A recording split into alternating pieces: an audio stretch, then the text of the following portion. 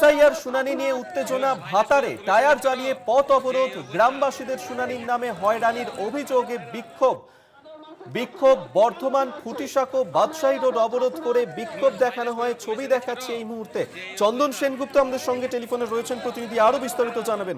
চন্দন, কি পরিস্থিতি?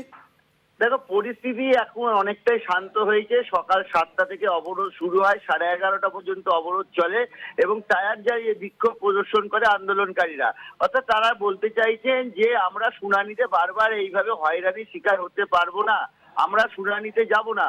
কারণ হচ্ছে তারা এর আগে 2-3 বার করে শুনানিতে গেছে এবং সব থেকে উল্লেখযোগ্য বিষয় হলো তারা বলছেন বেছে বেছে সংখ্যালঘু সম্প্রদায়ের মানুষকে টার্গেট করেছে নির্বাচন কমিশন।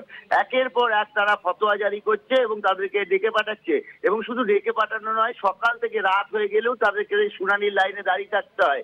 এবং শুধু তাই নয়, তারা যে ব্লক অফিসে শুনানি হচ্ছে তাদের বাড়ি কারোর 15 কিলোমিটার দূরে, কারোর 20 কিলোমিটার, কারোর 30 কিলোমিটার দূরে।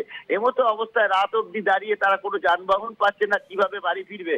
এইভাবে হয়রানি তারা মানতে নারাজ।